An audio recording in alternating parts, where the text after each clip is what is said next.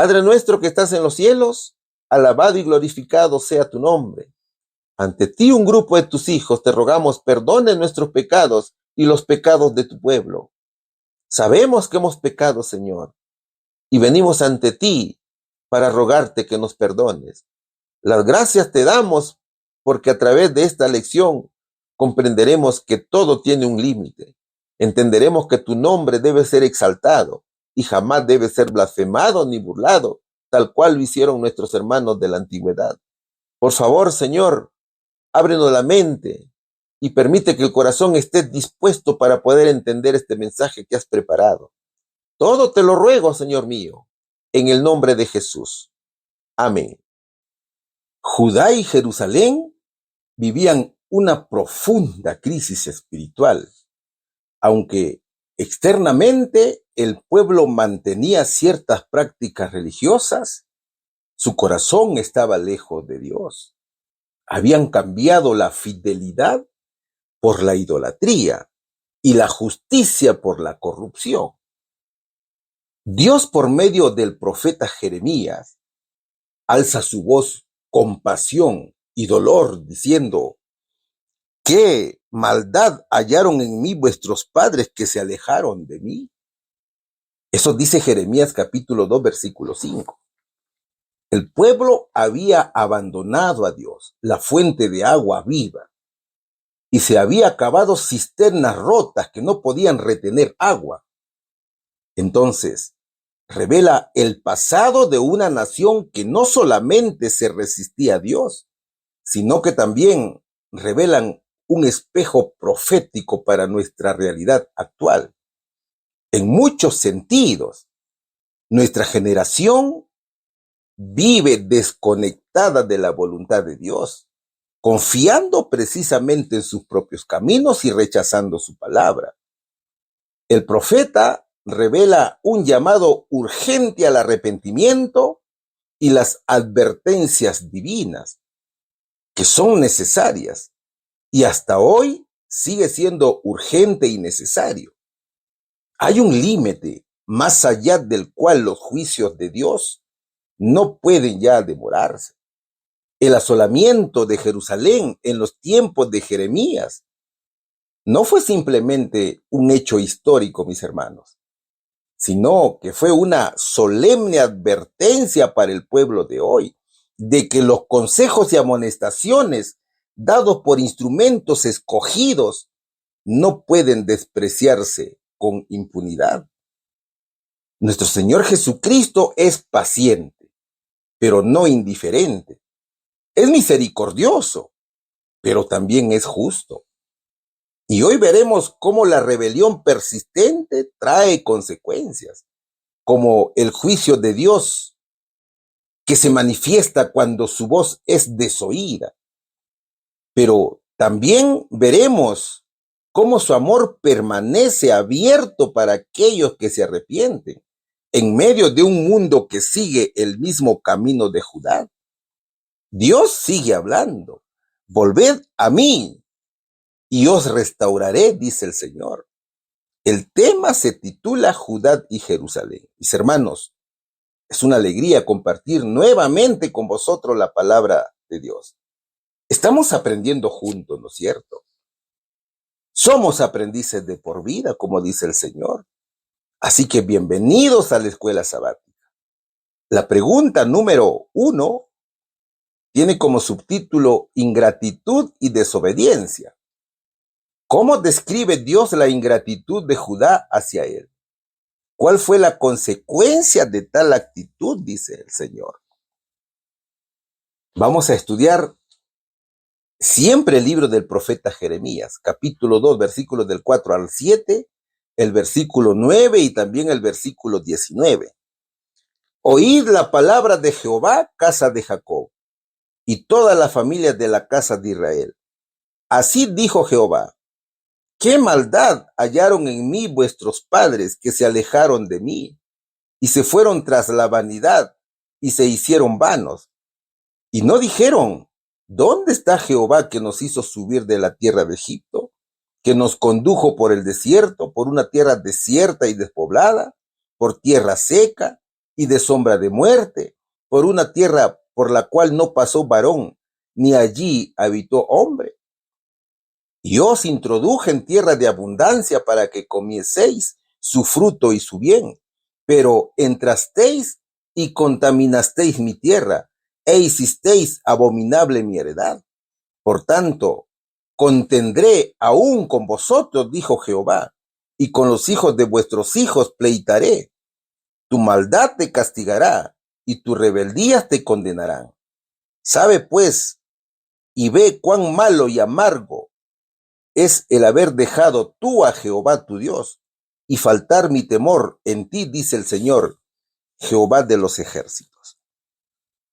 Dios describe la ingratitud de Judá de manera profunda y emocional, resaltando tanto el abandono de su amor como el rechazo de su guía y bendiciones, ¿no es cierto? ¿Cómo se entiende la ingratitud de Judá? Primero, con el olvido de la fidelidad divina. Dios recuerda con dolor cómo Judá olvidó su intervención poderosa al sacarlo de Egipto, guiarlos por el desierto y llevarlos a una tierra fértil. El pueblo ni siquiera preguntó ¿dónde está Jehová?, dice. El pueblo mostró, mis hermanos, una actitud de indiferencia espiritual. Entonces, mira, este pasaje refleja el peligro de acostumbrarse a las bendiciones de Dios sin mantener una relación viva con Él. La ingratitud se manifiesta no solo en palabras, sino en la falta de búsqueda diaria de su presencia. Segundo, encontramos traición espiritual. Dios acusa a Judá de profanar la tierra que Él le dio como herencia, contaminándola con idolatría y corrupción. Peor aún, los líderes espirituales, los sacerdotes, los pastores, los profetas, también se alejaron de Dios, lo que muestra una apostasía generalizada. Y esto representa una traición consciente al pacto de Dios. La infidelidad de Judá es tanto personal como colectiva, y Dios lo toma como una violación de la relación de amor que tenía con su pueblo. Tercero, el profeta anuncia las consecuencias naturales del pecado. El versículo 19 resume el juicio de Dios. Tu maldad te castigará y tus rebeldías te condenarán, dice. El pecado trae sus propias consecuencias y Dios en su justicia permite que el dolor sirva como una lección. Entonces, este principio es claro. Dios no castiga por venganza, sino que permite que el ser humano enfrente los resultados de su decisión para que recapacite y vuelva a Él. La ingratitud de Judá los lleva al sufrimiento, pero con un propósito redentor, ¿verdad, mis hermanos? Ahora, ¿te has preguntado cómo se siente Dios ante la ingratitud de su pueblo?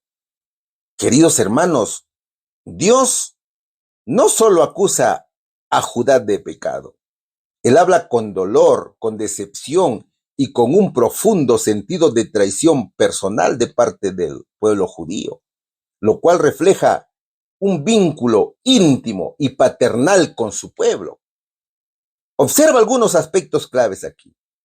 Nuestro Padre Celestial siente dolor por el olvido del amor pasado. Es por eso que con tristeza dice, ¿qué mal hallaron en mí vuestros padres que se alejaron de mí? Aquí Dios habla como alguien que ha amado profundamente y no entiende por qué fue rechazado. Es el lamento de un padre que recuerda los primeros años de su relación con sus hijos, años de fidelidad, de dependencia y también de cercanía. Y ahora observa con tristeza cómo esos hijos se han alejado sin razón. Son hijos ingratos, ¿no es cierto? Es una queja cargada de afecto herido, no de fría justicia. Nuestro Señor Jesucristo siente decepción por el desprecio a su herencia. Yo introduje en tierra de abundancia, pero entrasteis y contaminasteis mi tierra, dice el versículo. Entonces, Dios recuerda con dolor, se siente traicionado al ver lo que Él dio con amor y cuidado, que fue mal utilizado y profanado. Esto es similar al sentimiento de un padre que ha trabajado tanto para dar lo mejor a sus hijos, pero ve que ellos no valoran lo recibido y lo usan en su contra. El Señor Jesús siente lamento por la indiferencia espiritual. Y no dijeron: ¿dónde está Jehová? Los pastores se rebelaron contra mí, dice el versículo 8, si te pones a leerlo. No solo el pueblo común, sino los líderes espirituales, quienes deberían guiar al pueblo, también se habían apartado. Predicaban y aceptaban doctrinas falsas. Entonces Dios se siente abandonado, ignorado por ellos, con quienes estableció un pacto, como un padre que no solo es rechazado por uno, sino por toda la familia, incluyendo a aquellos que deberían ser ejemplo. Ahora, ¿qué significa esto? ¿Y cómo se relaciona con las doctrinas falsas? Primero, los líderes espirituales fallaron gravemente. Sacerdotes, pastores y profetas, dice, ¿no es cierto? Ellos, quienes debían guiar y enseñar al pueblo en la verdad, se alejaron de Dios y reemplazaron la verdad divina con enseñanzas falsas. Al profetizar en nombre de Baal, ¿no es cierto? Ellos promovían una adoración que iba en contra del mandamiento de Jesús. Por ejemplo, Ananías, como lo registra Jeremías capítulo 28, quien fue un profeta que se rebeló contra Dios al profetizar mentiras y hacer que el pueblo confiara en un mensaje falso. Segundo, abandonaron el conocimiento verdadero de Dios. Los que tenían la ley no me conocieron, dice. No se trata solo de ignorancia, sino de una desconexión entre el conocimiento intelectual y la obediencia espiritual.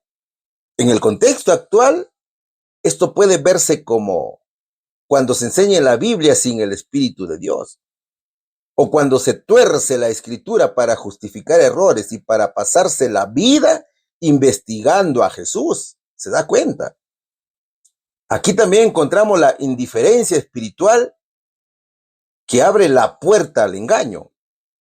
Cuando hay apatía hacia la verdad, el corazón se vuelve vulnerable a falsas enseñanzas, a compromisos doctrinales y sustitutos espirituales vacíos. Eso se llama lo que no aprovecha, ¿verdad, hermano? Entonces, esto es muy grave en el tiempo del fin, cuando se llama a salir de Babilonia, que es símbolo de la confusión religiosa y doctrinas erróneas. El Señor también hace una advertencia con amor, pero también con firmeza. Tu maldad te castigará. Considera y ve cuán malo y amargo es el haber dejado a Jehová tu Dios, dice el pasaje. Dios no responde con ira ciega, sino con una advertencia paternal. Está dolido, pero aún está buscando que sus hijos regresen. Sus palabras son firmes porque ama, como un padre que sabe que si su hijo no cambia, le va a llegar, ¿no es cierto?, el castigo. Sin embargo, es firme y dice que sufrirá consecuencias duras. Dios habla con amor, que duele, pero que no se rinde. Entonces, mira, Dios se siente como un padre traicionado y dolido por sus hijos ingratos. Y según estos pasajes, el Señor no es un Dios indiferente. El Señor es un Dios que ama profundamente, siente profundamente y actúa para corregir y restaurar. Esta imagen de Dios como Padre amoroso y justo es clave, ¿no es cierto, hermanos? Él disciplina porque ama. Eso dice Hebreos capítulo 12, versículo 6. Y porque quiere ver a sus hijos restaurados y viviendo en fidelidad.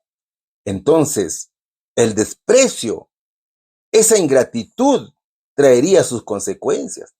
La consecuencia de la actitud ingrata y rebelde de Judá fue el juicio de Dios en forma de sufrimiento, humillación y abandono progresivo de su favor.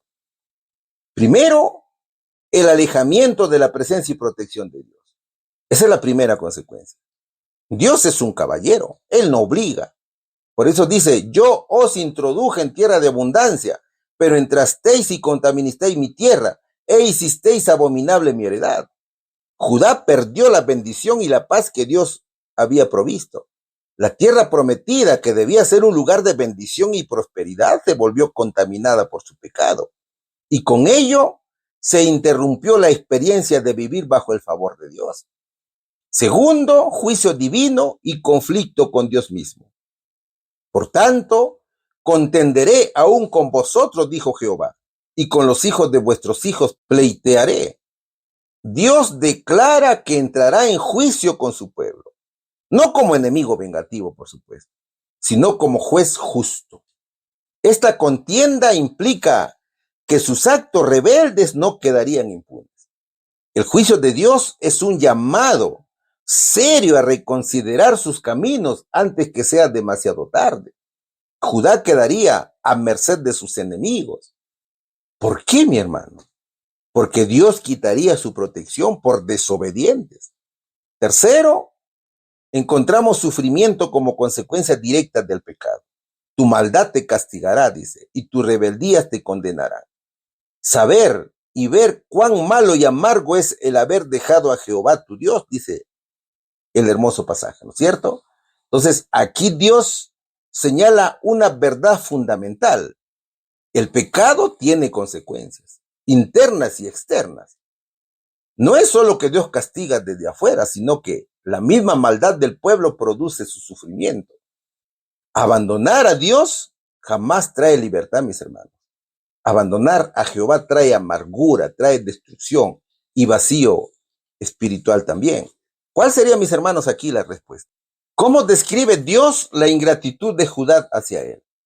Dios describe la ingratitud de Judá como una traición profunda. ¿Cuál fue la consecuencia de tal actitud? La consecuencia fue el juicio de Dios. Perdieron su bendición, sufrieron por su propio pecado y enfrentaron dolor y ruina. Pregunta número 2. Seguimos estudiando la lección número 16. La pregunta dice, ¿qué doble mal cometió el pueblo de Judá contra Dios? Y vamos a estudiar el versículo 13 de Jeremías capítulo 2. Porque dos males ha hecho mi pueblo. Me dejaron a mí fuente de agua viva y cavaron para sí cisternas rotas que no retienen agua, dice la palabra del Señor. A ver. Dios a través del profeta Jeremías denuncia dos pecados principales que resumen la rebelión del pueblo. ¿Cuáles son estos pecados? Primero dice, me dejaron a mí fuente de agua viva. Dios se presenta como la fuente de agua viva, es decir, el único que puede saciar plenamente el alma. Es el que da vida verdadera, que da dirección, que da paz, que da salvación. Solo que el pueblo rechazó a Dios y se alejó de su presencia y dejó de confiar en Él. Entonces, abandonar a Dios, aunque se sigan haciendo ritos religiosos, es desconectarse de la única fuente de vida y verdad. ¿Quién es la fuente de agua viva? Es Jesús, ¿no es cierto? Veamos algunos ejemplos, hermanos. Jesús es la fuente que el pueblo abandonó en Jeremías, ¿no es cierto? Él ofrece vida eterna, no solo conocimiento. Y aquí encontramos el ejemplo de Jesús y la mujer samaritana. El Señor a la mujer samaritana la visita, ¿no es cierto? Por eso el versículo dice, respondió Jesús y le dijo, si conocieras el don de Dios y quién es el que te dice, dame de beber, tú le pedirías y él te daría agua viva. Pero el que beba del agua que yo le daré, no tendrá sed, jamás, sino que el agua que yo le daré será en él una fuente de agua que salte para vida eterna. Dice Juan capítulo 4, versículos del 10 al 14. Segundo, Jesús en la fiesta de los tabernáculos. En la fiesta de los tabernáculos, el Señor invita a los sedientos, espiritualmente hablando, a venir a Él. Como Dios, en Jeremías, el Señor se dolía porque su pueblo buscaba agua en cisternas rotas. En el último y gran día de la fiesta, Jesús se puso en pie y alzó la voz diciendo, si alguno tiene sed, venga a mí y beba. El que cree en mí, como dice la Escritura, de su interior correrán ríos de agua viva, dice Juan capítulo 7, versículos 37 y 38. Jesús es la fuente eterna también, ¿no es cierto? En el fin de los tiempos, la fuente de agua viva fluye del trono de Dios y del Cordero, que es Jesús. Esto completa la imagen que comenzó en Jeremías. Al que tuviere sed, yo le daré gratuitamente de la fuente del agua de la vida, dice Apocalipsis capítulo 21, versículo 6. ¿Y cuál es el segundo pecado? El segundo pecado de Judá es que cavaron para sí cisternas rotas que no retienen agua, dice el versículo. Las cisternas rotas son todas esas cosas o ideologías que las personas eligen en lugar de elegir a Jesús. Ellos buscan satisfacción, identidad o seguridad, pero que no pueden sostener, tampoco sacian ni salvan. Entonces, son sustitutos de Dios que siempre fallan. En lugar de depender de Dios, buscaron satisfacción y seguridad en otras cosas, en ídolos como Baal, por ejemplo, en alianzas políticas como Egipto y Asiria, en riquezas, en placeres, en religiosidad vacía. Estas cosas son como cisternas rotas. No pueden retener el agua, la vida, la verdad, la esperanza. Es decir, se esforzaron en construir su propia manera de vivir, pero todo estaba roto e inútil. Entonces, mi hermano, cuando las personas dejan a Dios, pero buscan sentido en ideologías, en placeres, en dinero, o incluso en religiosidad vacía, es como tratar de saciar la sed con cisterna rota. O sea, no funciona. ¿Se da cuenta? Veamos algunos ejemplos de aquellos que abandonaron la fuente de agua viva. Aquí encontramos al joven rico, por ejemplo. Este joven se acercó a Jesús buscando vida eterna, pero cuando Jesús le pidió que dejara sus riquezas, se fue triste porque prefirió sus posiciones que tenía, ¿no es cierto? Que eran cisternas rotas. En lugar de seguir a Jesús, que era la fuente de vida, lo dejó, aunque tuvo la oportunidad de recibir agua viva. Mi hermano. Segundo, los discípulos que se apartaron de sus palabras difíciles. Jesús habló que él era el pan de vida en una oportunidad y que había que comer su carne y beber su sangre, que era símbolo de fe profundo en él. Pero muchos no lo entendieron, ni aceptaron y se fueron. Es decir, rechazaron la fuente de vida por no aceptar su verdad. Y desde entonces muchos de sus discípulos volvieron atrás y ya no andaban con él, dice Juan capítulo 6, versículo 66. Tercero, Judas Iscariote. ¿Qué pasó con Judas Iscariote aquí? Él estuvo con Jesús, él vio los milagros de Jesús, escuchó sus enseñanzas, pero lo traicionó por 30 piezas de plata. Es decir, cambió a la fuente de agua viva por el precio de un esclavo. Cuarto, Demas, el colaborador de Pablo. Demas fue compañero de Pablo en el ministerio, pero se fue por amor al mundo, seguramente por placeres, por seguridad o por riquezas. Es decir, dejó el servicio a Cristo por cisternas rotas, que es el mundo, ¿no es cierto? Porque Demas me ha desamparado amando este mundo, dijo Pablo en 2 Timoteo capítulo 4, versículo 10. ¿Y qué cisternas rotas encontramos hoy que nos apartan de Dios? Hay varias, hermano. Primero, placeres y deseos personales. Son cisternas que prometen felicidad, pero dejan vacío, dejan culpa o adicción. Por ejemplo, el sexo fuera del matrimonio, las drogas o el alcohol, como escape emocional, ¿no es cierto? Obsesión con entretenimiento o las redes sociales, buscar emociones o sentimientos más que verdad. Segunda Timoteo capítulo 3, versículo 4 dice, amando más los deleites que a Dios. Segundo, las relaciones tóxicas o idólatras. Son cisternas que se anteponen a Dios como fuente principal de amor y propósito. Por ejemplo, las relaciones románticas, donde uno renuncia a Cristo para complacer a una pareja. Las amistades que se alejan de la fe. Matrimonios desiguales donde se deja la fe para mantener la paz. Por eso que Mateo capítulo 10, versículo 37 dice, El que ama a padre o madre más que a mí no es digno de mí. Tercero, encontramos el éxito, el dinero y la carrera profesional, que son cisternas que ofrecen seguridad falsa y nunca sacian completamente. Por ejemplo, personas que abandonan a Cristo por el trabajo, por los estudios o por las metas económicas. Iglesias que predican prosperidad como si fuera el fin último.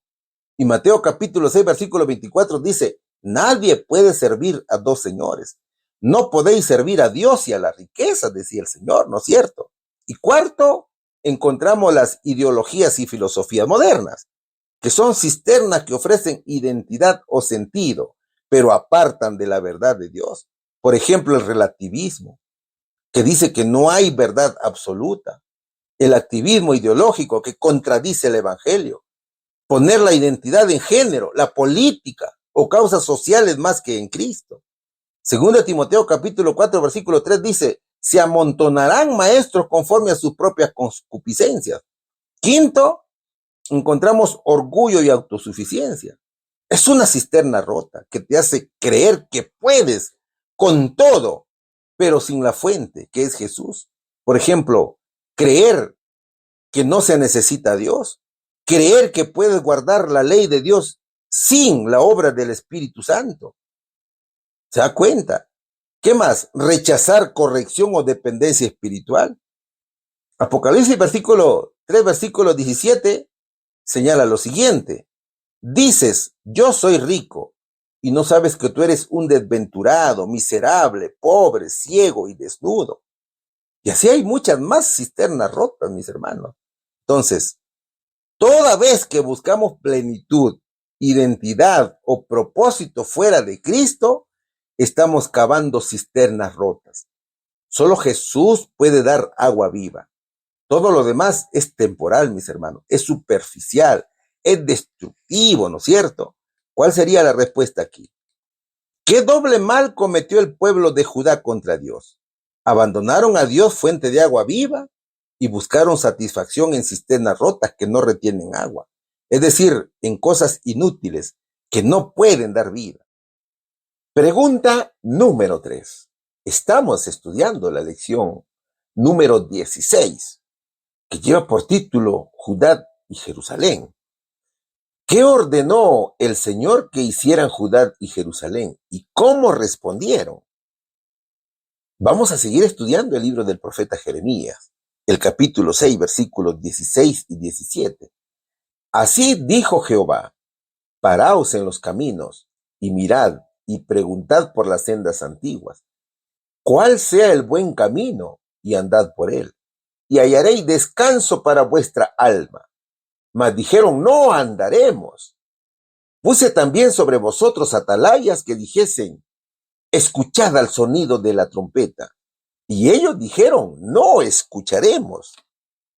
¿Qué tal rebeldía, no es cierto? ¿Qué tal desobediencia que estamos observando en estos versículos? Y es impresionante cómo el Señor educa a su pueblo. ¿Sabes qué les ordenó el Señor a su pueblo que estaba sumergido en la oscuridad espiritual? El Señor les dice que se detuvieran y reflexionaran sobre los caminos por los que iban. Cuando Dios les dice que se detengan y miren los caminos por los que van, les está diciendo, miren cómo están viviendo, evalúen su conducta. Eso les está diciendo el Señor. Y además les dice, ¿realmente creen que este camino lleva a la vida eterna? ¿No ven que los está llevando a la destrucción? Eso les dice el Señor. ¿Cuáles eran esos caminos por los cuales estaban caminando? Hay varios, ¿no es cierto? Y pon atención aquí porque hoy día también estamos viviendo lo mismo. Aquí encontramos el camino de la idolatría. El pueblo había abandonado al Dios verdadero y había comenzado a adorar falsos dioses, como Baal, por ejemplo, y otros ídolos cananeos. Ellos quemaban incienso a dioses ajenos y hasta ofrecían sacrificios humanos en algunos casos. Eso lo encontramos en Jeremías capítulo 7, versículos 9 y 10, y también capítulo 19, versículos del 4 al 5, que te invito a leer. ¿Cuál era el camino equivocado aquí? El camino equivocado era sustituir la adoración del Dios vivo por rituales paganos. Y aquí encontramos también otro camino malo que habían tomado ellos, que era el camino de la corrupción religiosa. Los sacerdotes y profetas estaban corrompidos. No hablaban en nombre de Dios con fidelidad, sino que decían lo que el pueblo quería escuchar. Y ese es un grave error del líder, ¿no es cierto? Muchas veces se comete el error de predicar lo que los hermanos quieren escuchar. ¿Se da cuenta? Estos líderes no hablaban en nombre de Dios con fidelidad, sino que decían lo que muchos del pueblo querían escuchar. Entonces había una falsa paz. Ellos decían paz, paz, cuando en realidad no había paz. ¿Cuál era el camino equivocado aquí? Una religión vacía y manipulada, sin verdad ni arrepentimiento, ¿no es cierto, hermanos? También encontramos un mal camino, que es la injusticia social. Se cometía violencia y opresión contra los más vulnerables, contra los huérfanos, las viudas, los extranjeros. Los jueces aceptaban sobornos y los ricos explotaban a los pobres. Eso lo vas a encontrar en Jeremías capítulo 5, versículo 28. ¿Cuál era el camino equivocado aquí? Una sociedad injusta, sin compasión. También encontramos el camino de la hipocresía religiosa. El pueblo iba al templo, pero no vivía conforme a lo que Dios mandaba, sino a lo que ellos decidían vivir. Ellos usaban el templo como una especie de amuleto. Ellos confiaban y adoraban en el templo antes que en Dios, creyendo que ir por allí estaban seguros, aunque sus vidas eran impías, ¿no es cierto? ¿Cuál era el camino equivocado aquí? Era la confianza en rituales, sin obediencia genuina al Señor. Hay otro camino, que es el rechazo a la corrección. Dios les enviaba profetas, como Jeremías, por ejemplo, para advertirles, pero ellos los ignoraban, se burlaban o los perseguían. No querían oír la verdad, preferían seguir en sus propios caminos. ¿Cuál era el camino equivocado? El orgullo, la terquedad y resistencia al arrepentimiento. Entonces, mira, debido a esos caminos torcidos, la invitación de Dios era clara: regresar a los caminos antiguos, es decir, a la fidelidad, a la obediencia y la comunión con Él, como en los tiempos de Moisés, de Josué y los primeros días del pacto. Es por eso que este segundo aspecto del versículo dice que preguntaran por las sendas antiguas, es decir, por los caminos antiguos de obediencia y fidelidad a Dios. ¿Cuáles eran estos caminos? Vamos a verlos. Los caminos antiguos también eran varios y son hasta ahora varios. El camino de la obediencia a la ley de Dios, por ejemplo. Dios le dio al pueblo su ley, ¿no es cierto? Los 10 mandamientos, los mandamientos morales, civiles y ceremoniales. Estos caminos antiguos estaban fundamentados en la obediencia a los 10 mandamientos de la ley de Dios, a amar a Dios con todo el corazón, como lo dice Deuteronomio capítulo 6, versículo 5, a guardar los mandamientos, como lo dice Éxodo versículo 20, a vivir en santidad, en justicia y compasión, como lo dice Levítico capítulo 19. Por ejemplo, Josué capítulo 1, versículo 7 y 8 dice: no te apartes de ella, ni a la derecha ni a la izquierda. Medita en ella de día y de noche. Hay un camino, que es el camino de la fidelidad al pacto. Dios hizo un pacto con Israel. Yo seré su Dios, dijo, y ustedes serán mi pueblo. Los caminos antiguos implicaban mantenerse fieles a ese pacto, no buscar a otros dioses, ni alianzas con naciones paganas. Por ejemplo, Abraham, Moisés, Josué y David son modelos de fidelidad al pacto. Y hay otro camino más aquí, que es el camino de la justicia y la misericordia. Los caminos antiguos también incluían una vida de justicia hacia el prójimo. Es defender al pobre, al huérfano y a la viuda. No robar, no oprimir al extranjero. Ser honestos en los negocios, sin codicia ni soborno. Por ejemplo, Miqueas capítulo 6, versículo 8 dice, Él te ha declarado lo que es bueno. ¿Y qué cosa es hacer lo que es bueno? Es hacer justicia, amar misericordia y humillarte ante tu Dios. ¿Qué camino encontramos más aquí? Es el camino de la adoración verdadera. Los caminos antiguos implicaban una adoración sincera y exclusiva en Jehová, sin idolatría ni sincretismo religioso. Dios demandaba que se le adorara en espíritu y en verdad, no con rituales vacíos. Por ejemplo, el tabernáculo, las fiestas establecidas por Dios, los días de reposo, y así.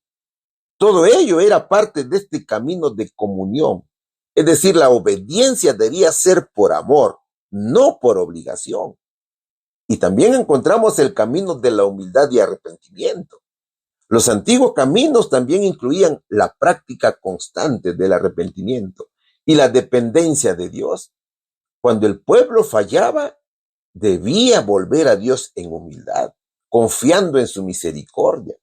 Por ejemplo, el rey David, cuando pecó, se humilló y escribió el Salmo 51, ¿verdad, hermanos? En otras palabras, Dios les estaba diciendo que regresaran a la vida que Él mismo estableció en el principio y que era buena y recta, también desde el principio, ¿ven, mi hermano?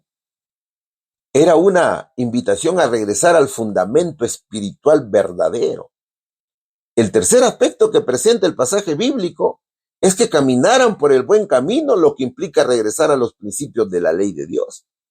¿Y cuál era ese buen camino? El buen camino era el camino a la obediencia fiel a Dios, buscando en su ley, su pacto y su voluntad. ¿Qué caracterizaba ese buen camino entonces, según las Escrituras?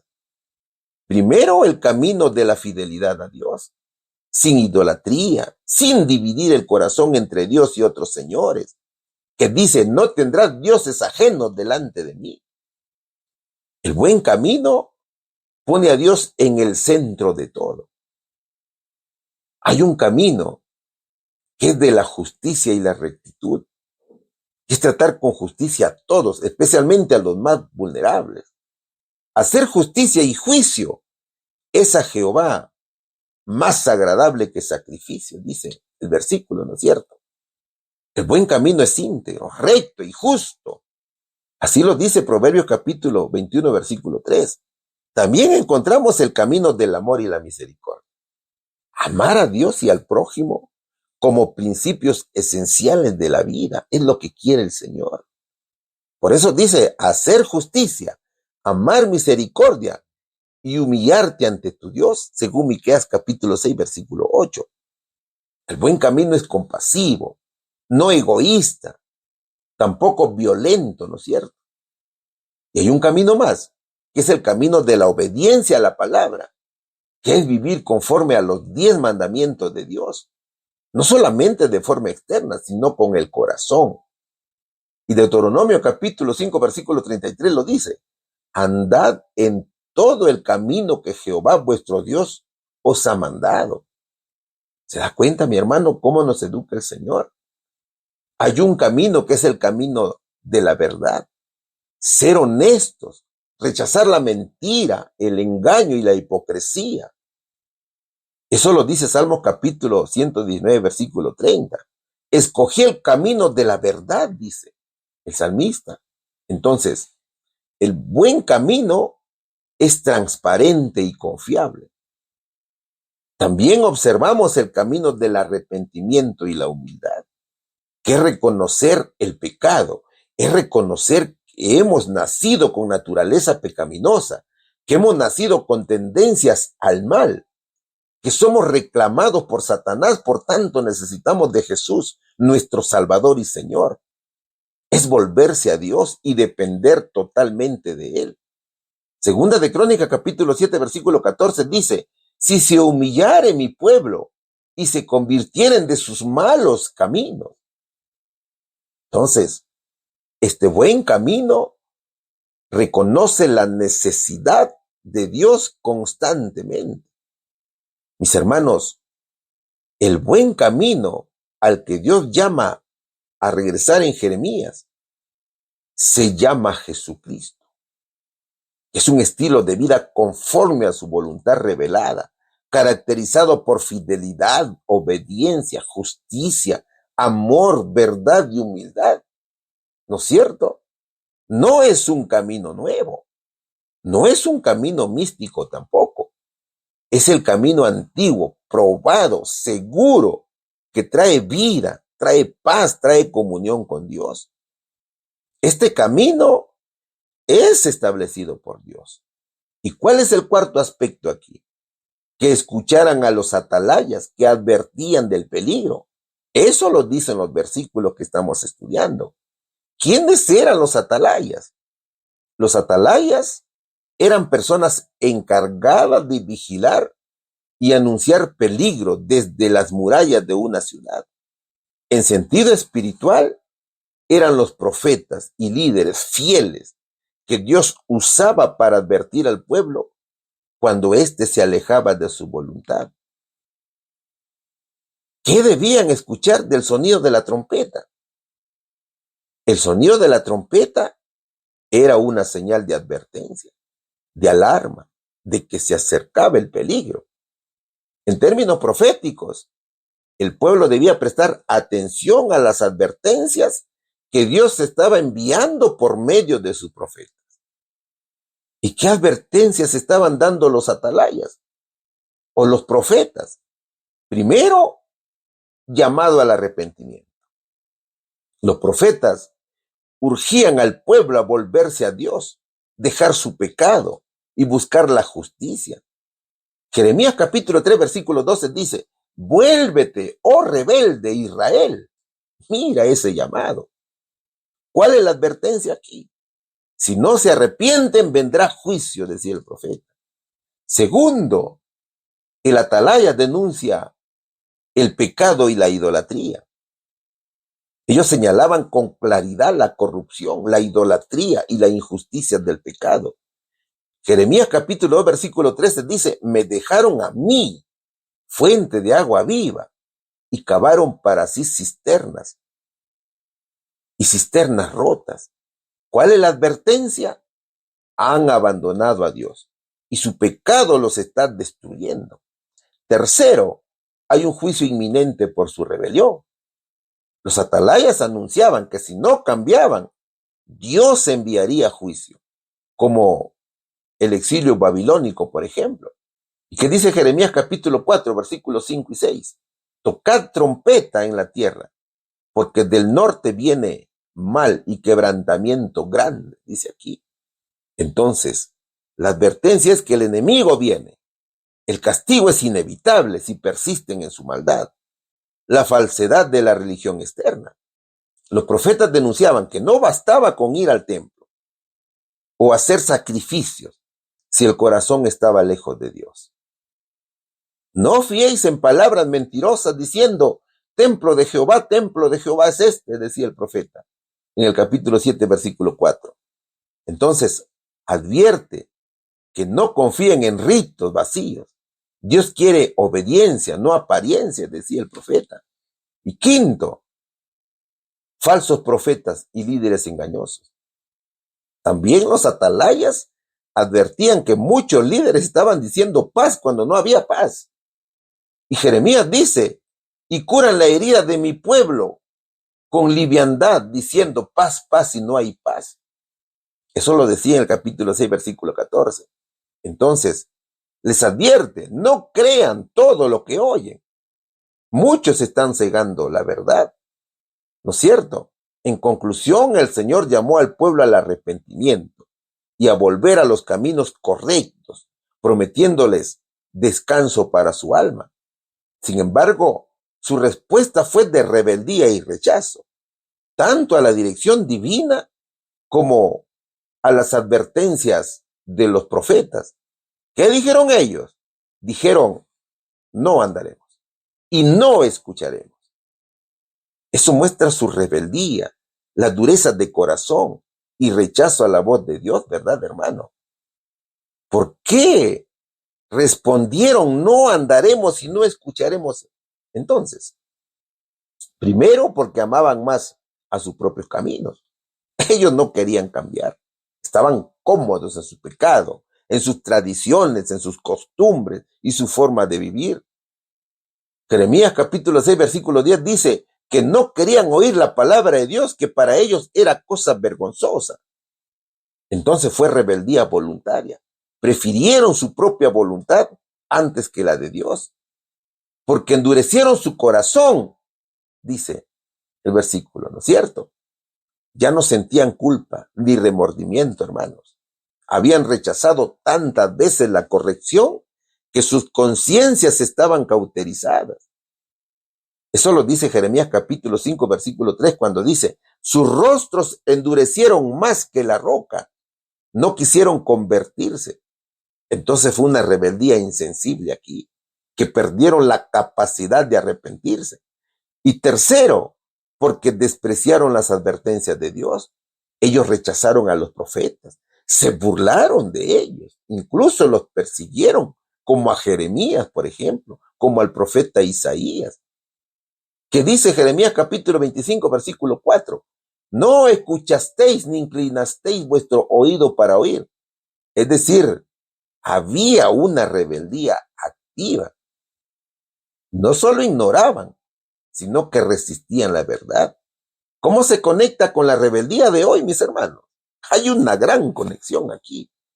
La actitud de rechazo a la verdad de Dios sigue presente en nuestra generación, así que no te sorprendas, porque todo se está repitiendo nuevamente. Aunque el contexto es distinto, la esencia del corazón humano rebelde no ha cambiado. Ese corazón rebelde sigue siendo el mismo. Primero, hoy también se dice, no andaremos. Eso es cuando las personas rechazan la moral bíblica y siguen sus propios valores. Es cuando dicen, yo sé que la Biblia dice eso, pero yo pienso diferente, yo pienso a mi manera, ¿no es cierto? Es cuando viven conscientemente en pecado, sin intención de arrepentirse. Dicho en otras palabras, se dice, yo decido qué es bueno o qué es malo para mí, y nadie tiene por qué meterse. Segundo, hoy también se dice, no escucharemos. Es cuando se ignora la verdad, es cuando se ignora la palabra de Dios, o se le considera anticuada. Es cuando se cierran los oídos al consejo espiritual o a la predicación verdadera. Es cuando se prefiere lo que dicen las redes sociales, la cultura o las emociones antes que Dios. Es cuando se prefiere lo que dice una resolución hecha con manos humanas ante lo que dice la palabra de Dios.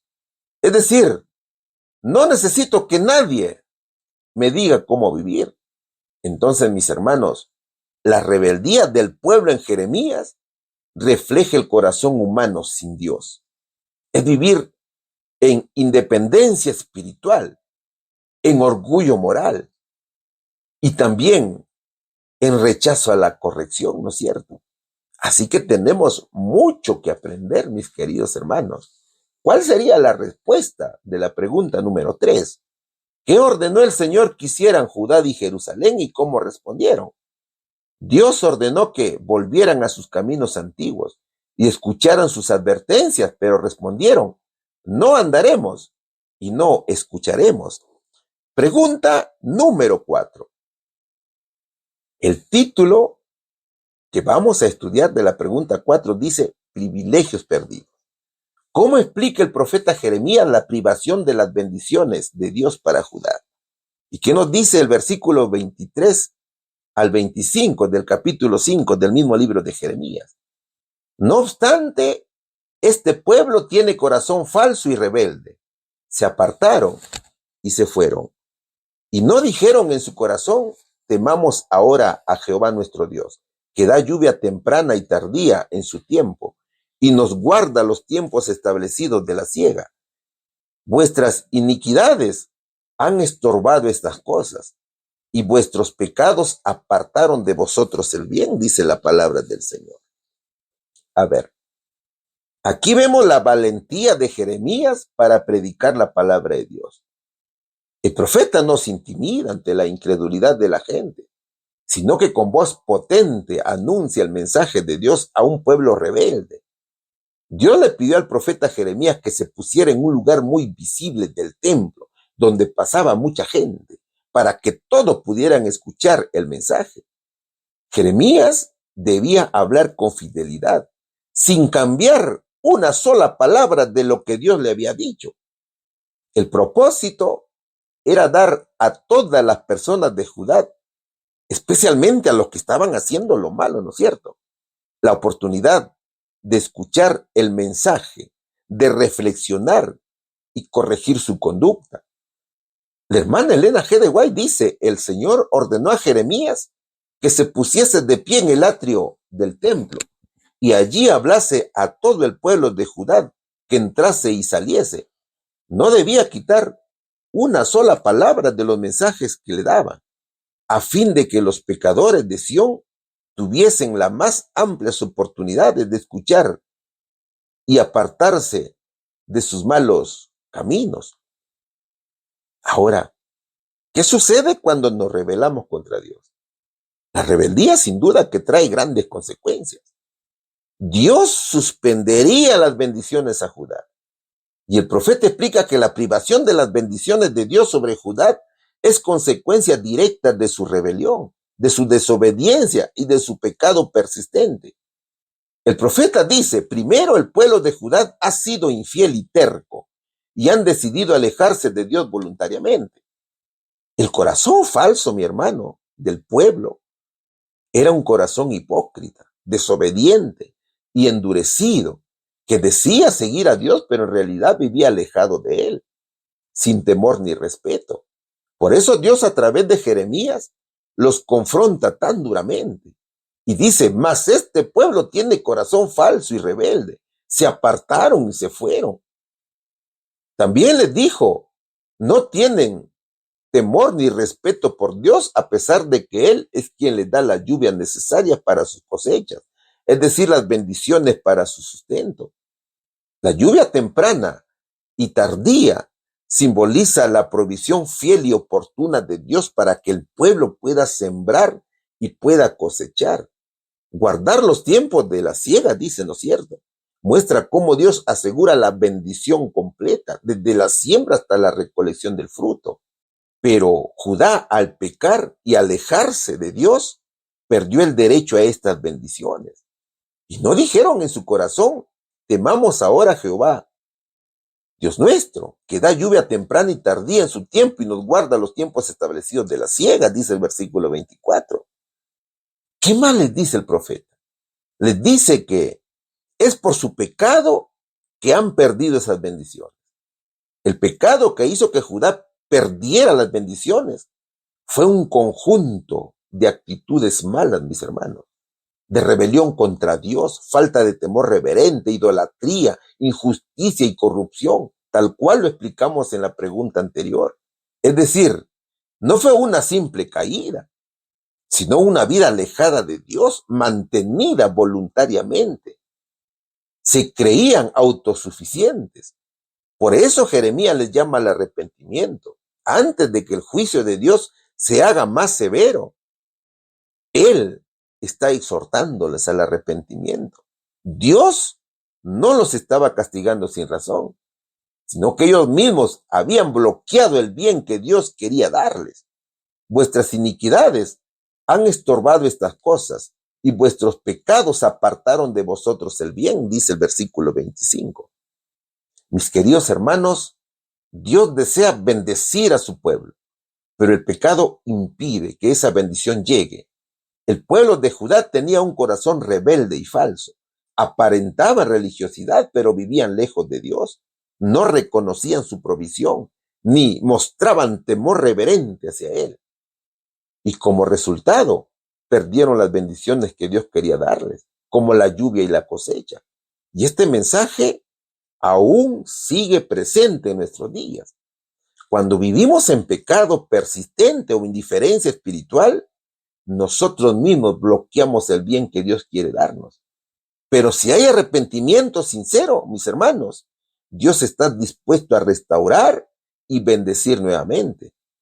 Hoy, las iniquidades que estorban la bendición de Dios siguen siendo las mismas. La hipocresía, la indiferencia, la idolatría, la falta de amor al prójimo, la injusticia y el rechazo al arrepentimiento. Y si no se corrigen, bloquean lo que Dios quiere hacer en nuestra vida. Pero si nos volvemos a Él, el Señor es fiel para restaurar. Todo dependerá de la obediencia por amor al Señor, ¿verdad, hermanos? ¿Cuál sería la respuesta aquí? ¿Cómo explica el profeta Jeremías la privación de las bendiciones de Dios para Judá? Jeremías explica que Judá perdió las bendiciones de Dios por su rebeldía, por su hipocresía, por falta de temor a Dios y por su pecado constante. Y eso fue lo que estorbó el bien que Dios quería darle. Pregunta número 5. ¿Qué nos dice la pregunta número 5? ¿Qué privilegio perdió Judá debido a su pecado y rebelión contra Dios, según lo describen los profetas? Seguimos estudiando Jeremías, capítulo 4, versículos 9 y 10. En aquel día, dice Jehová, desfallecerá el corazón del rey y el corazón de los príncipes, y los sacerdotes estarán atónitos, y se maravillarán los profetas. ¡Ay, ay, Jehová Dios! Verdaderamente, en gran manera, has engañado a este pueblo y a Jerusalén, diciendo, paz tendréis, pues la espada ha venido hasta el alma. Así ha dicho Jehová, Redentor tuyo, el Santo de Israel. Yo soy Jehová, Dios tuyo, que te enseña provechosamente, que te encamina por el camino que debes seguir. Oh, si hubieras atendido a mis mandamientos, fuera entonces tu paz como un río y tu justicia como las ondas del mar.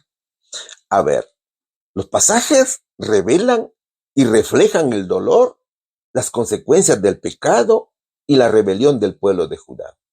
El pueblo de Dios tenía grandes bendiciones, ¿no es cierto, hermanos?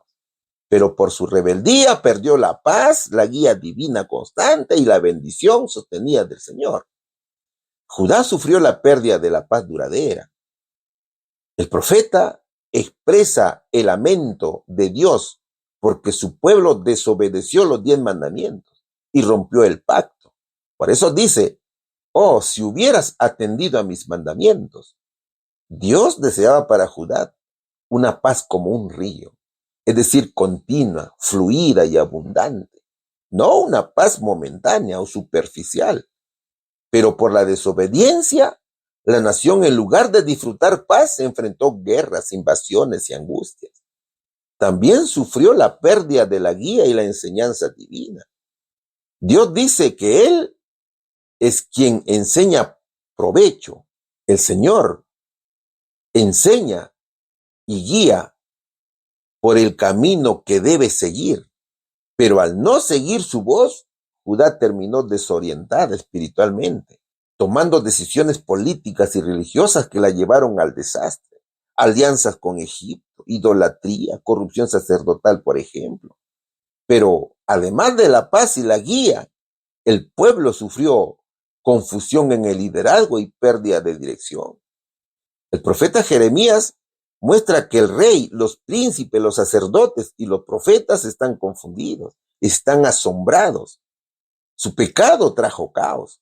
Los líderes espirituales y políticos no supieron guiar al pueblo. Jeremías incluso clama a Dios en el versículo 10 porque los falsos profetas decían paz cuando en realidad venía guerra. Entonces, mis hermanos, Dios quería que Judá fuera una nación bendecida, ejemplo para los pueblos, pero su rebelión cambió ese destino. Ahora, es Jeremías, el profeta, quien está hablando con Dios en este versículo, en una oración llena de angustia y confusión.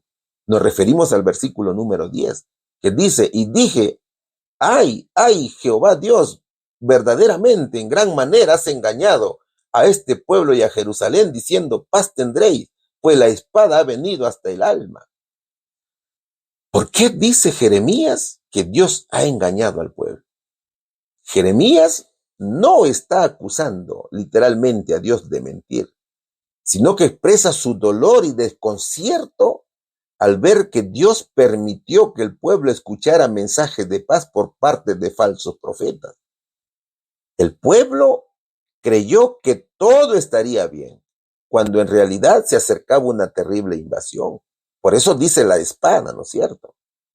Entonces, hay una gran prueba de fe para el pueblo de Dios. Dios no engañó, sino que el pueblo se dejó engañar porque rechazó las verdades y advertencias de Dios. Por tanto, prefirió escuchar lo que deseaban oír. ¿Se da cuenta, mi hermano?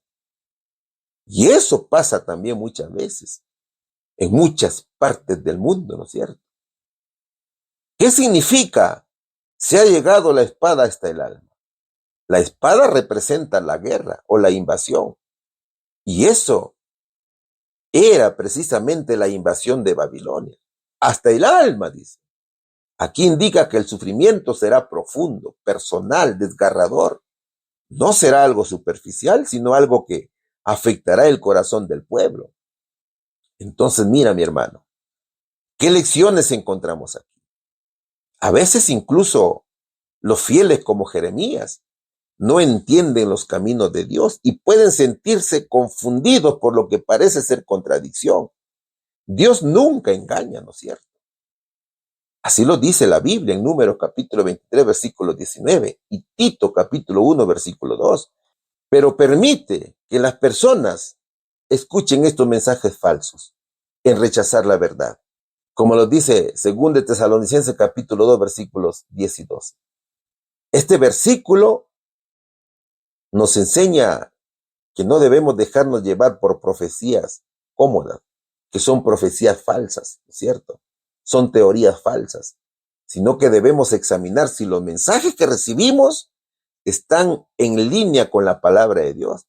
Por ejemplo, supongamos que alguien insiste en vivir desordenadamente y sigue a líderes religiosos que solo predican, todo va a estar bien, Dios te bendecirá, sin arrepentimiento.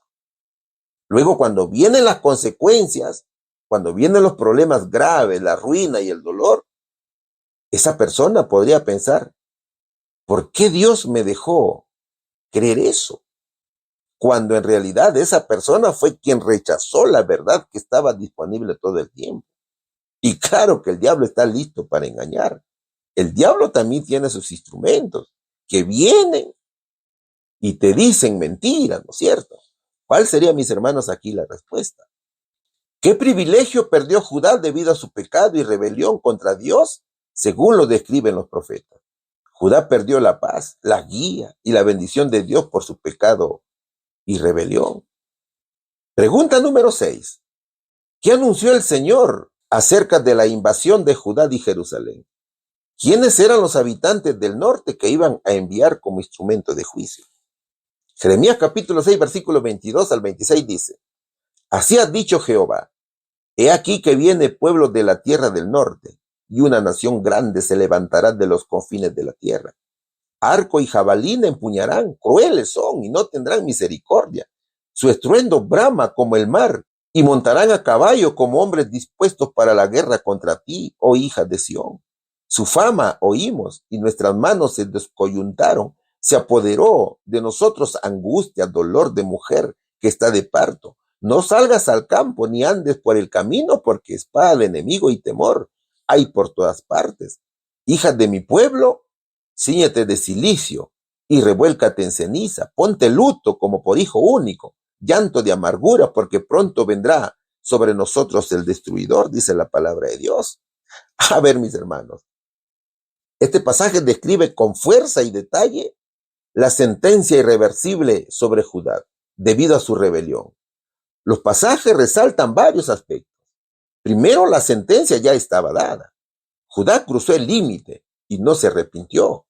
La paciencia de Dios se agotó y el juicio estaba en marcha. Entonces, fíjate, Dios anuncia que un enemigo feroz viene del norte. El enemigo era Babilonia. Estos invasores no mostrarían compasión, sino que vendrían con violencia, armados para destruir. El castigo ya no solamente era una advertencia futura, sino una realidad inminente. El exilio era seguro. Es por eso que el pasaje dice: he aquí viene pueblo de la tierra del norte, cruel es y no tendrá misericordia. Segundo, vemos la ferocidad del enemigo. La descripción enfatiza el poder militar del enemigo. Nabucodonosor, rey de Babilonia, no vendría para negociar, sino para devastar. Y esto revela la seriedad del pecado de Judá, que requería un castigo proporcional, ¿no es cierto? Arco y jabalina manejará. Es cruel y no tendrá misericordia, dice el versículo. Tercero, encontramos el impacto emocional en el pueblo.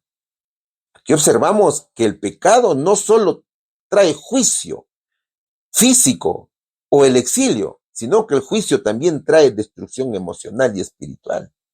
El pueblo experimenta miedo, desesperación y parálisis emocional, mis hermanos. Por eso que el profeta dice: se angustiaron nuestras manos, angustia se ha apoderado de nosotros. Y cuarto, hay un llamado final al lamento.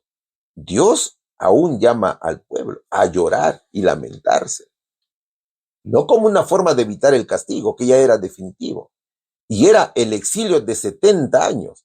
El pueblo debía reconocer su culpa y quebrantarse. Es un lamento profundo, como por un hijo único, porque la pérdida será total. Usted sabe, mi hermano, que Dios aborrece el pecado, y sus sentencias nadie las puede modificar, ¿no es cierto? Hija de mi pueblo, cíñete de cilicio, dice el Señor. Haz duelo, porque el destructor vendrá de repente sobre nosotros. ¿Qué enemigos destruyen al pueblo de Dios hoy? También por rebeldía, por supuesto. El pueblo de Dios hoy tiene enemigos internos, espirituales y morales. Por ejemplo, el engaño religioso. Cuando el pueblo rechaza la verdad, mis hermanos, Dios permite que falsos maestros y doctrinas engañosas los destruyan espiritualmente. ¿Qué más?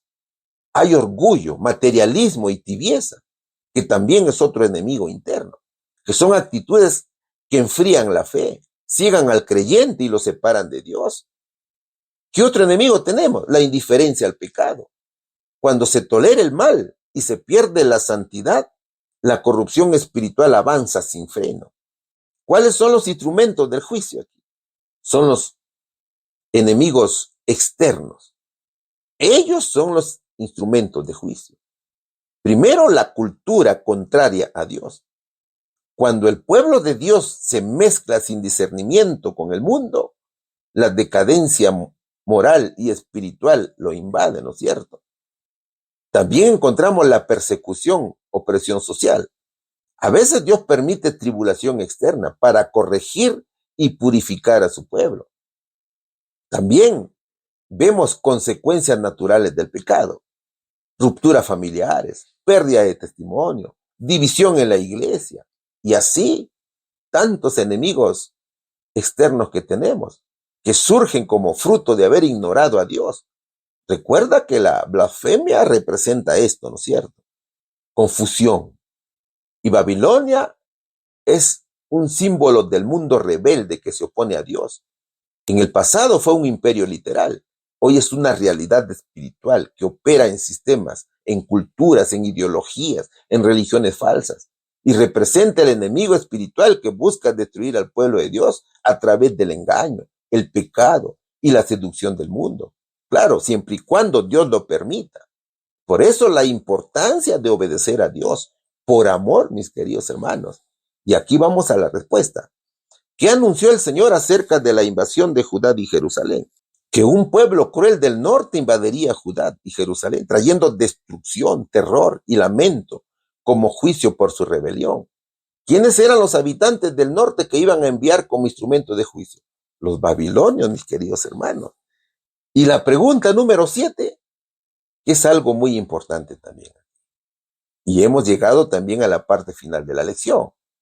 Y pregunta lo siguiente: ¿qué promesas de esperanza se ofreció a quienes permanecieron fieles a Dios, incluso en medio de la invasión y el exilio? ¿Qué nos dice Jeremías capítulo 4, versículos 3 y 14? Y también capítulos 31, versículos 7 y 8. He aquí que subirá como nube y su carro como torbellino. Más ligeros son sus caballos que las águilas. Ay de nosotros, porque entregados somos al despojo. Lava tu corazón de maldad, oh Jerusalén, para que seas salva. ¿Hasta cuándo permitirás en medio de ti los pensamientos de iniquidad? Porque así ha dicho Jehová: regocijaos en Jacob con alegría, y dad voces de júbilo a la cabeza de naciones, hacer oír, alabad y decid: oh Jehová, salva a tu pueblo, el remanente de Israel. He aquí yo los hago volver de la tierra del norte, y los reuniré de los confines de la tierra, y entre ellos ciegos y cojos, la mujer que está encinta y la que dio a luz juntamente en gran compañía volverán acá. Dios es un Dios justo y lleno de misericordia, ¿no es cierto, hermanos? Jeremías anuncia juicio y hace un llamado al arrepentimiento. ¿Qué significa esto? El Señor dice: el enemigo viene rápidamente. Dios describe al invasor que como una tormenta rápida y poderosa, y también lo describe con caballos más veloces. Esos enemigos serían los babilonios. Entonces, esto transmite urgencia y terror. El juicio de Dios se aproxima y no hay manera de escapar físicamente. Es decir, no bastaban las reformas externas. El Señor Jesucristo quería un cambio interno. Y segundo, Dios llama al arrepentimiento sincero. Lava de maldad tu corazón, dice el Señor. Dios pide arrepentimiento interior del corazón y tiene que ser un arrepentimiento sincero para que sea salva, dice el verso. El propósito no es condenar, sino salvar. ¿Hasta cuándo? Se pregunta. Muestra el dolor de Dios ante la terquedad del pueblo. Él quiere cambiar su destino, pero ellos persisten en el mal. Y es de entender que el periodo en el cual se está profetizando aquí, cuando el profeta Jeremías profetiza en el mal, es durante el reinado de Josías, que era un rey piadoso. Solo que a pesar de que Josías hizo reformas importantes, como eliminar la idolatría y restaurar el templo, el pueblo no cambió. Muchos seguían en pecado de forma oculta o superficial. Por eso Dios, a través de Jeremías, les dice: lava de maldad tu corazón. ¿Hasta cuándo permitirás pensamientos de iniquidad? Entonces, estos pasajes revelan que Dios está enviando juicio a causa del pecado de Judá, pero todavía ofrece misericordia si es que hay arrepentimiento sincero. La destrucción se puede evitar, por supuesto, pero solamente si el pueblo cambia internamente. Es que Dios da oportunidades hasta el último momento, ¿no es cierto? Ahora, dentro del pueblo de Dios siempre ha habido, hay y habrá un remanente fiel, aunque con muy pocos, pero se mantienen fieles al Señor y a ellos promete restauración. A diferencia de los versículos anteriores que anuncian juicio, el capítulo 31, versículos 7 y 8 ofrece restaurar al remanente. Dios promete premio a la fidelidad. ¿En qué consiste ese premio entonces? En un tiempo de gozo y esperanza. El pueblo que antes fue juzgado, ahora es llamado remanente. Son aquellos que sobrevivieron y permanecieron fieles. Hay gozo porque Dios los salvará y los restaurará, dice el profeta. Segundo, Dios reúne a su pueblo disperso. El norte, dice, se refiere a Babilonia, donde fueron exiliados. Incluso los vulnerables y marginados serían también restaurados. Ciegos, cojos, mujeres embarazadas, ellos serían traídos de vuelta también. Entonces es una imagen de inclusión y compasión total. Nadie queda fuera del plan de restauración de Dios, en donde el rey Ciro sería el libertador, ¿verdad, hermano? ¿Qué enseñanza encontramos aquí? Primero, que Dios llama a un arrepentimiento sincero, no superficial. Queridos hermanos, el juicio viene y solo quienes han sido transformados por dentro estarán listos. En los últimos tiempos, como en los días de Jeremías, Dios busca a un pueblo con un corazón limpio, no solo con religión exterior o apariencia. Muchas personas confían en rituales, en tradiciones o en instituciones, pero no han entregado su corazón a Dios.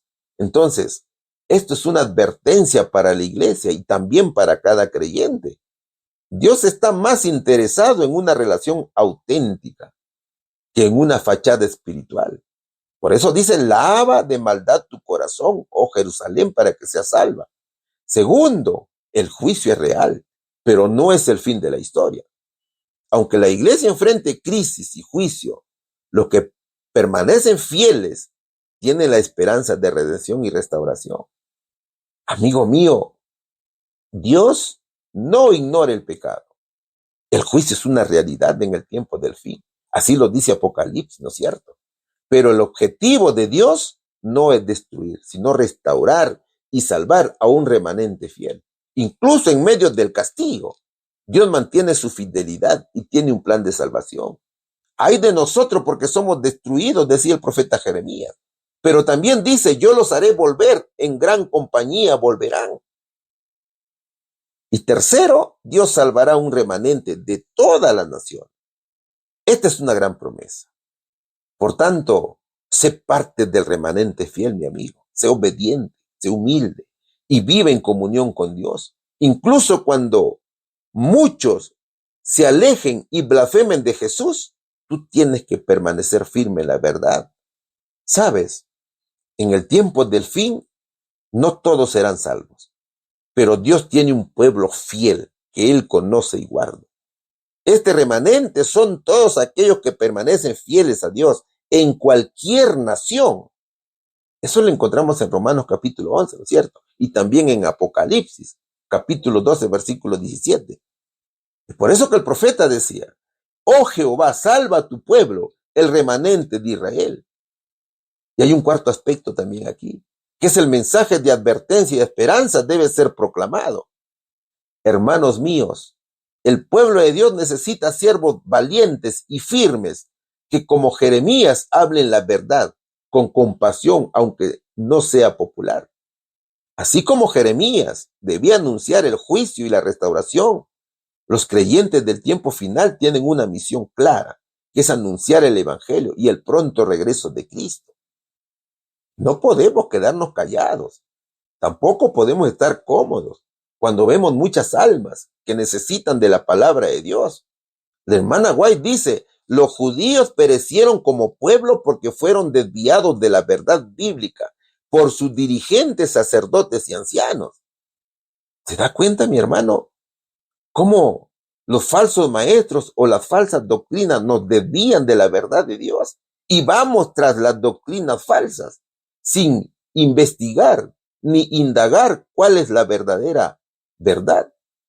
¿Qué más dice la hermana White? Se necesitan hombres para este tiempo que no tengan miedo de levantar su voz por la justicia, sin importar quién se oponga a ellos.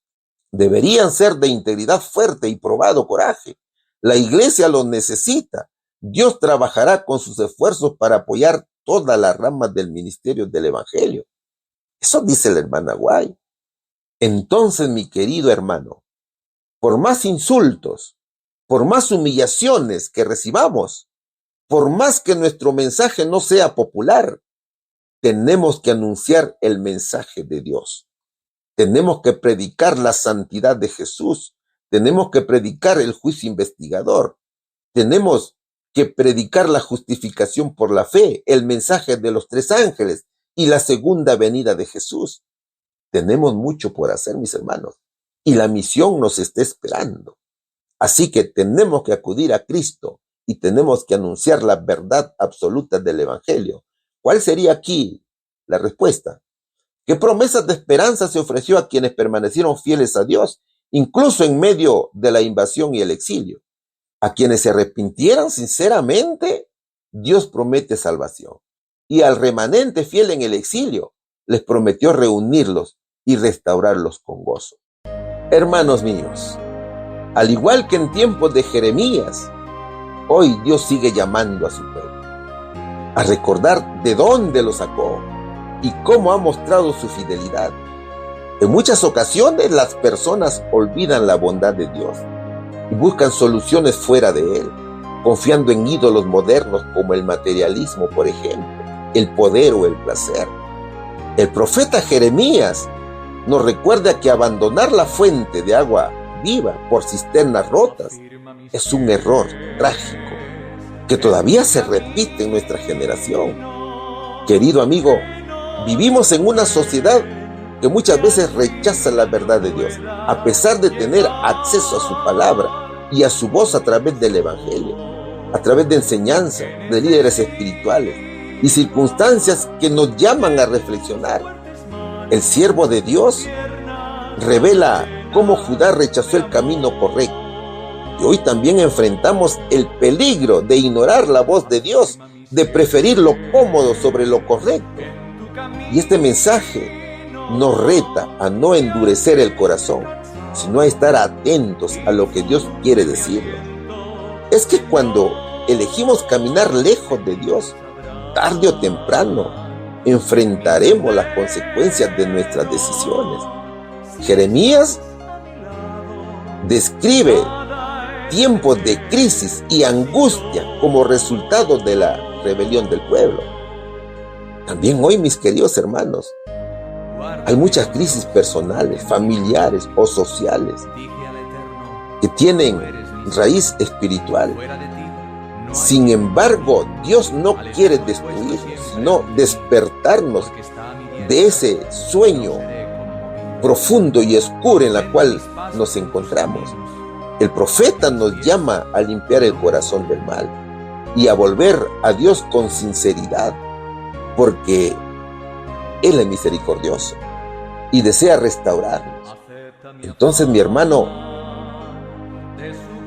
Jeremías anuncia que Dios no se ha olvidado de su pueblo y que aún hay restauración para quienes regresan a Él.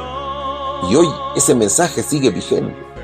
No importa cuán lejos hayamos ido, Dios puede recoger a los quebrantados, sanar a los heridos y traer nueva vida. El llamado es claro: volver a Dios de corazón y confiar en su gracia y caminar por sus caminos en medio de un mundo inestable. Entonces, el mensaje eterno de Jeremías sigue siendo un faro para quienes desean vivir con propósito y verdad. Así que ven a Cristo, mi hermano. Ven a Cristo, mi amigo. Aférrate al Señor. Él te espera para reconciliarte con Dios y vivir una vida de santidad con Él. Que Dios los bendiga grandemente, mis hermanos, en el nombre de Jesús. Amén. Vamos a orar.